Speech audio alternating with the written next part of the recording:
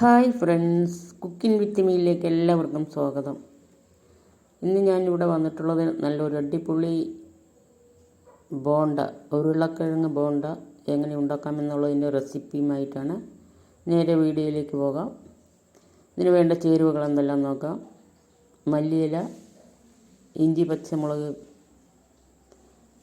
ഇഞ്ചി വെളുത്തുള്ളി പേസ്റ്റ്, 2 സവാള ചെറുതായി അരിഞ്ഞത്, 2 പച്ചമുളകും, ഒരു വലിയ ക്യാപ്സിക്കത്തിൻ്റെ പകുതിയും കൂടെ മുറിച്ചത്, ഒരു 3 ഉരുളക്കിഴങ്ങ് നല്ല വലിപ്പമുള്ളത് പുഴുങ്ങി പൊടിച്ച് വെച്ചിട്ടുണ്ട്.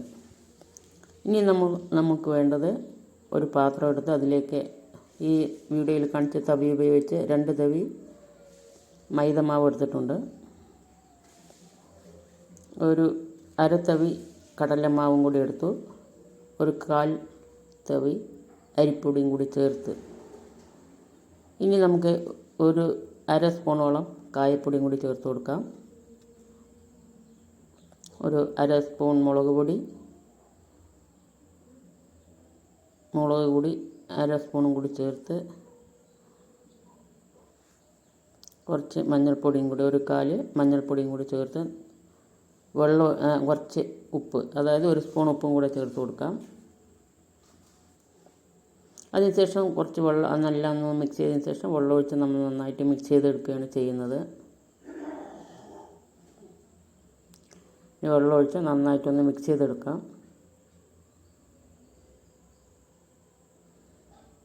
ഇതെല്ലാം നന്നായിട്ടൊന്ന് എല്ലാം മിക്സ് ചെയ്ത് എടുക്കാം. അപ്പോഴേക്കും നമുക്ക് അതെല്ലാം മിക്സ് ചെയ്ത് വെച്ചിട്ടുണ്ട്. ഇനി നമുക്ക് ഇതിലേക്ക് വേണ്ട മസാല തയ്യാറാക്കുന്നതിന് വേണ്ടി ഒരു പാത്രം അടുപ്പിലേക്ക് വെച്ച്, ഒരു പാൻ അടുപ്പിലേക്ക് വെച്ച് അതിലേക്ക് എണ്ണ ഒഴിച്ച് കൊടുത്തിട്ടുണ്ട്. പാൻ ചൂടായി വന്നു. എണ്ണ നന്നായി ചൂടായി വന്നിട്ടുണ്ട്. ഇനി നമുക്കതിലേക്ക് 1 സ്പൂൺ കടുക് ഇട്ട് കൊടുക്കാം.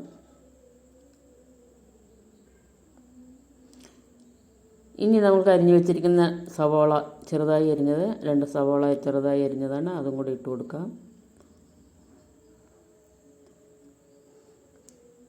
നന്നായിട്ട് വഴറ്റി വരുന്ന വേണ്ടി ഉപ്പ് കുറച്ച് ഇട്ട് കൊടുക്കാം. സവാള നന്നായിട്ട് വഴറ്റി വരുന്ന വേണ്ടി നമ്മൾ കുറച്ച് ഉപ്പ് ഇട്ട് കൊടുക്കാം. സവാള എല്ലാം നന്നായി വഴറ്റി വരണം.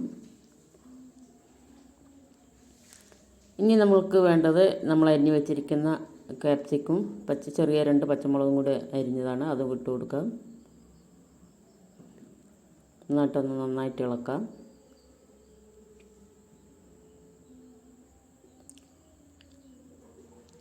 അതിനുശേഷം നമ്മൾ വെളുത്തുള്ളി ഇഞ്ചി പേസ്റ്റ് ഒരു 2 സ്പൂണോളം ഉണ്ടാകും, അതും കൂടെ ഇതിൽ നമുക്ക് ചേർത്ത് കൊടുക്കാം. നന്നായിട്ടൊന്ന് ഇളക്കി മിക്സാക്കി കൊടുക്കാം.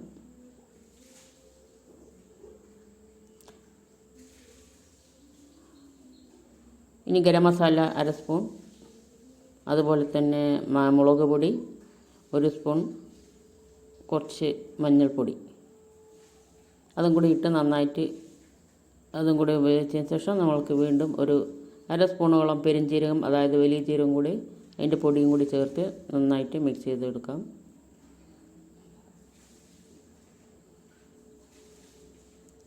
ഗരം മസാല ചേർത്ത് കൊടുത്തിട്ടുണ്ട് നമ്മൾ. ഇനി നമുക്ക് കുറച്ച് കറിവേപ്പിലയും കൂടി ഇട്ട് കൊടുക്കാം. കറിവേപ്പിലയും കൂടി ഇട്ട് നന്നായിട്ടൊന്ന് ഇളക്കി കൊടുക്കാം.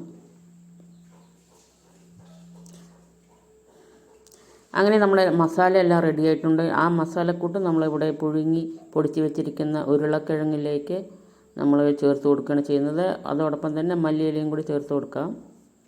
മല്ലിയിലയും എല്ലാം കൂടി ചേർത്ത് നന്നായിട്ടൊന്ന് മിക്സ് ചെയ്തെടുക്കാം.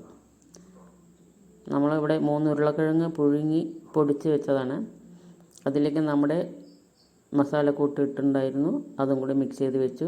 ഇനി നമ്മൾ കലക്കി വെച്ചിരിക്കുന്ന മാവിലേക്ക് കുറച്ച് ശകലം സോഡാപ്പൊടിയും കൂടി ചേർത്ത് കൊടുക്കുന്നുണ്ട്, 1 നുള്ള്. ഇത് നന്നായിട്ട് പൊങ്ങി വരുന്നതിന് വേണ്ടിയാണ്. നമുക്കിനി ഈ മസാലക്കൂട്ടെല്ലാം ചെറിയ ഉരുളകളാക്കി എടുക്കാവുന്നതാണ്. അത് അതുപോലെ എല്ലാ മസാലക്കൂട്ട് മുഴുവനും ഇതുപോലെ ചെറിയ ഉരുളകളാക്കി വയ്ക്കാം. ഇനി ഈ ഉരുളകളെല്ലാം തന്നെ നമ്മൾ ഒരു എണ്ണ ഒഴിച്ച് അതിലേക്ക് വറുത്തെടുക്കുകയാണ് ചെയ്യുന്നത്. അതിനായിട്ട് ഒരു ചീനിച്ചട്ടി അടുപ്പിലേക്ക് വെച്ച് തീ കത്തിച്ചിട്ടുണ്ട്. 1/2 ലിറ്റർ എണ്ണ പാം ഓയിലാണ് ഇവിടെ എടുത്തിട്ടുള്ളത്.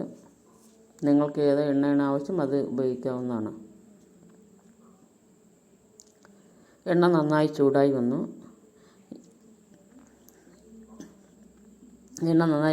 വന്നിട്ടുണ്ട്. ഇനി നമ്മൾ ഓരോ ബോളുകളും എടുത്തിട്ട് ഓരോ ഉരുളകളും എടുത്ത് നമ്മൾ എണ്ണയിലേക്ക് മാവിൽ മുക്കിയതിന് ശേഷം എണ്ണയിലേക്ക് എടുത്തിടുകയാണ് ചെയ്യുന്നത്. അതുപോലെ അങ്ങനെ എല്ലാ ഉരുളകളും, അതായത് എല്ലാം നമ്മൾ ഉരുളകളാക്കി വെച്ചത്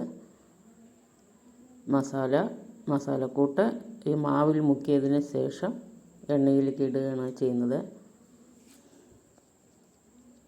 ഇതുപോലെ അതിന് ശേഷം നമ്മൾ തിരിച്ചും മറിച്ചൊന്ന് ഇട്ട് കൊടുക്കാം. മാവിൽ മുക്കി ഇട്ടതിന് ശേഷം എല്ലാം നന്നായിട്ടൊന്ന് വെന്ത് വരുന്നുണ്ട്. ഇനി നമുക്കതിനെ ഒന്ന് മറിച്ചിട്ട് കൊടുക്കാം.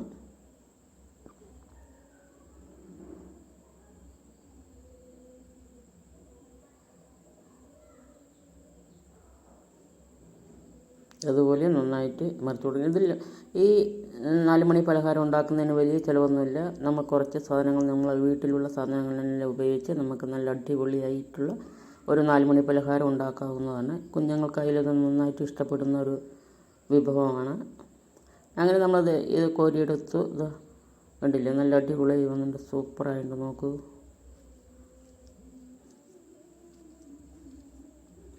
ഇതുപോലെ എല്ലാ നമ്മൾ ഉരുട്ടി വെച്ച ബോളുകളും ഇതുപോലെ വറുത്ത് കോരാവുന്നതാണ്.